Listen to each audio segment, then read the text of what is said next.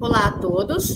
Nós vamos fazer um curso de manipuladores de alimento e o nosso grupo, composto por mim, Ana Flávia, pela Nusca, pela Karina, pelo Matheus e pela Milena, vamos falar sobre o controle de qualidade da água.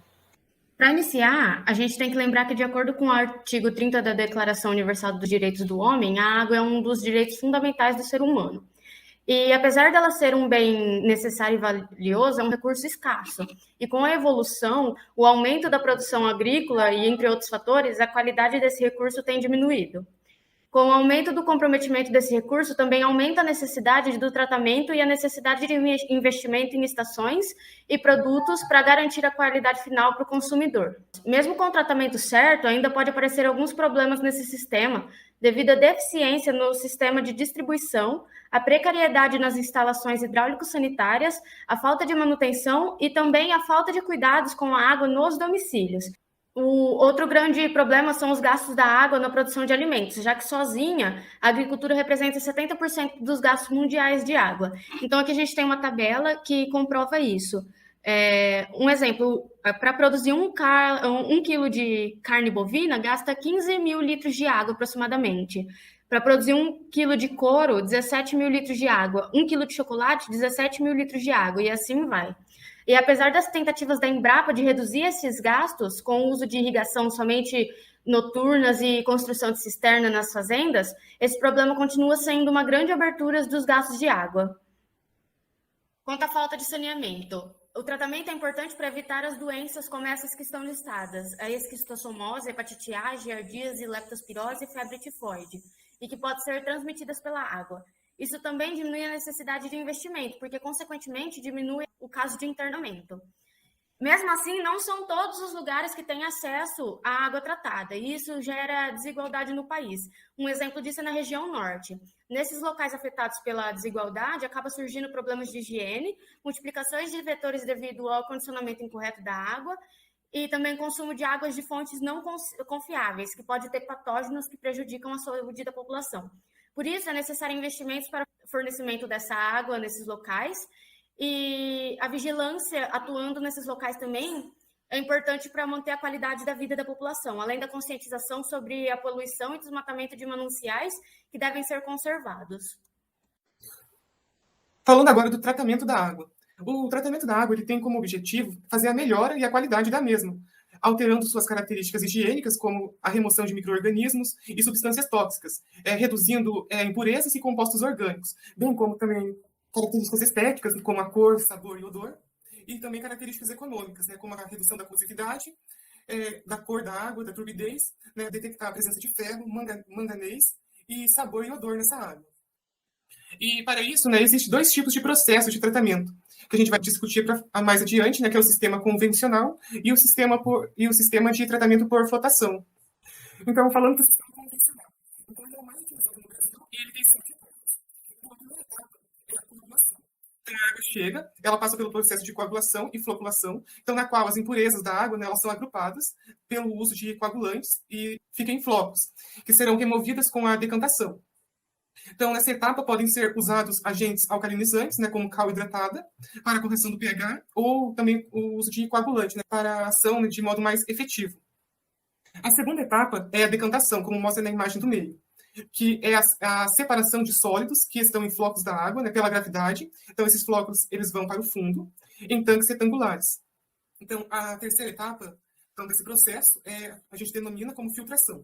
Então, sendo essa que vai reter e vai remover as impurezas ainda presentes na água após a etapa de decantação. Então, nessa fase, se utiliza de filtro poroso, granular. Nesse filtro tem areia, em uma ou mais camadas, e é instalado em um sistema de drenagem. A próxima etapa é a desinfecção, então a qual vai remover os patógenos e os micro-organismos indesejáveis, com o uso de agentes físicos ou químicos, podemos citar desinfetantes, como cloro, ozônio, que está sendo muito empregado, a luz ultravioleta e uns de prata. E já a próxima etapa, a quinta etapa, é feita em tanques de contato, que vai dosar o cloro e vai homogeneizar na água. Então, esta é a fase que vai possibilitar a desinfecção final de toda a parcela da água. Depois dessa etapa, vai corrigir o pH, sendo feita com o uso de produtos químicos, para não permitir que a água ela se torne extremamente ácida, porque se ela estiver muito ácida, ela vai corroer as tubulações e equipamentos, e nem extremamente alcalina, elas estão alcalinas, já que possibilita a presença na incrustação e torna a água turva. E 2 produtos que podem ser utilizados e dosados, né, para ajustar o pH são o carbonato de sódio, né, em barrilha, alcalino, né, o pH em torno de 11,5, e a cal hidratada, que ela tem um pH entre 12 e 13. Então, a última etapa é o processo de fluoretação, que é feita com compostos à base de flúor. Então, a sua aplicação ela tem o objetivo de reduzir a ocorrência de cárie, né, principalmente em crianças. E a dosagem média nas estações é de 0,8 miligramas por litro de íons fluoreto, variando com a temperatura do local. Já falando do sistema de tratamento por flotação, ele difere um pouco, porque ele possui um adutor, floculador e flotador de filtros e reservatórios, né? Então, ele tem a presença dos flotadores em vez dos decantadores. Então, esse processo faz a aglutinação de sódios, né, a floculação, e a ascensão por insuflação, né, de microbolhas. E vai remover todo o lodo da superfície. Então, esse processo permite que maiores quantidades de água possam ser tratadas mais rápido ou no mesmo tempo que no modo convencional. Porém, esse tratamento ele não substitui as demais etapas. Então, outra vantagem deste modo é que ele usa menos espaço, né, do que o tanques de decantação, e o lodo, né, ele é fácil de ser removido. Então, a gente tem aqui a coleta de água, né, que pode ser realizada em casas e outros estabelecimentos. Então, é importante, né, que essa coleta ela seja feita de modo adequado. Então, para a coleta, né, em casas, né, se deve sempre lavar as mãos, limpar a torneira com algodão e álcool, né, e abrir e deixar escorrer por 1 a 2 minutos. Então, você vai lá, fecha a torneira e vai flambar a torneira. Pode ser com um isqueiro, por 30 segundos. Então, o mais adequado... Então, caso você tenha hipoclorito de sódio, né, pode fazer o uso também, né? A dosagem é de 100 miligramas por litro, ou fazer a flambagem. E abrir, então, depois desse processo de flambagem, você vai abrir a torneira novamente e vai deixar escorrer, vai deixar a água sair por 2 a 3 minutos e vai coletar essa amostra, né? Mais ou menos, vai no frasco, 3/4 do frasco, né? Indicando no frasco. Você vai tampar, vai identificar, né, o endereço, a hora, a data, tudo que pede, e vai marcar o número da amostra correspondente ao ponto de coleta, né? E vai preencher essa ficha e vai colocar o frasco em uma caixa de isopor. Então, tem que armazenar ela em temperatura, né, com gelo, e enviar para o laboratório. Então, o exame, né, ele deve ser realizado no período máximo de 24 horas após a coleta da água. Então, esse mesmo processo ele pode ser feito, né, como já citado, em casas, né, como também em hospitais, escolas, em torneiras públicas, entre outros. Eu vou falar um pouco da análise da água. A análise da água, ela começa nas casas e também tem análise nas estações de tratamento. Ela é feita tanto na captação, quanto nos decantadores, na saída dos filtros e nos reservatórios. Essas análises, elas são feitas pelo Serviço de Água da cidade mensalmente. E o que é feito nessas análises? Bom, são feitos primeiramente os testes físicos, que detectam as propriedades que nós sentimos. Então, a cor, que é alterada principalmente por ferro, manganês ou água, e ela analisa a eficácia do tratamento. A turbidez, que apresenta os sólidos e partículas na água, e quanto maior a turbidez, maior a filtragem, então os patógenos podem escapar envolto nessas substâncias. O odor e o sabor é causado alterações por micro-organismos, matéria orgânica, água, resíduos industriais, e quando você tem a presença de detergentes, a coloração pode causar um odor e um sabor desagradável. Nos testes químicos, eles são feitos para avaliar substâncias orgânicas e minerais presentes. O pH ele tem que estar entre 6 e 9,5, porque se ele estiver muito ácido, ele pode levar a corrosão ou problemas de saúde. A dureza ela é causada pelo aumento em cálcio e magnésio, e ela causa o sabor desagradável e incrustações nas tubulações. A alcalinidade ela é medida somente para saber a dosagem dos produtos a ser utilizado. O oxigênio dissolvido, ele indica a poluição orgânica presente nessa água. O nitrato e o fosfato são indicadores de vida vegetal, mas eles também são sinalizadores de detergentes, fertilizantes ou esgoto. Os metais tóxicos e pesticidas, eles são procurados por serem tóxicos à saúde e sinais de contaminação também. A análise microbiológica, ela é feita procurando bactérias e patógenos, sendo alguns dos procurados esses presentes na tabela. E a água tratada ela não pode apresentar nenhum micro-organismo patogênico, nenhum coliforme fecal em amostras de 100 ml. A Escherichia coli deve estar ausente e só deve apresentar no máximo 500 unidades formadoras de colônia por ml. A gente tem que levar em conta para avaliar a qualidade da água, seria a limpeza da caixa d'água dos estabelecimentos e das residências, e essa limpeza ela pode ser feita pela própria família ou por profissionais da área. E ela tem que ser feita de 6 em 6 meses no máximo, já que nesse período pode ocorrer alteração nessa água por causa da presença do cloro, porque algumas bactérias se alimentam desses resíduos de cloro. E, além disso, se a caixa não tiver devidamente lacrada e vedada, pode acabar entrando sujeira, cai inseto, cai animais pequenos, e isso acaba aumentando a contaminação e a transmissão de doenças. Então, para começar, a gente tem que planejar muito bem quando que vai ser feita a limpeza dessa caixa, porque é um momento que demanda muito tempo e precisa ser feita num dia de baixo consumo dessa água, porque a água não vai estar disponível. O passo a passo para essa limpeza basicamente começa por aqui, que a gente tem que fechar o registro, ou prender a boia, no caso. Aí a gente retira e limpa a tampa e esvazia essa caixa de alguma maneira. A água ela pode ser guardada para ser utilizada na própria limpeza, ou ela pode ser liberada usando a abertura das torneiras e das descargas para essa água ser eliminada. E essa água ela tem que ser eliminada até ficar só um palmo de água na caixa. Depois que tiver só com um palmo de água, a gente tem que limpar o interior dessa caixa com um pano úmido, ou com uma escova macia, ou com uma esponja mesmo, de polietileno. Mas se a caixa for de fibrocimento, a gente tem que fazer essa limpeza com escova vegetal ou plástica. Aí depois que a gente terminar essa limpeza, a gente retira a água suja que fica ali com panos e baldes, e a gente seca e limpa essa caixa ao máximo que a gente conseguir. Depois dessa etapa, a gente recoloca um palmo de água com 1 litro de água sanitária para cada 1.000 litros de capacidade da caixa d'água, ou seja, se a caixa d'água for de 5.000 litros, a gente tem que colocar 5 litros de água sanitária nesse palmo de água.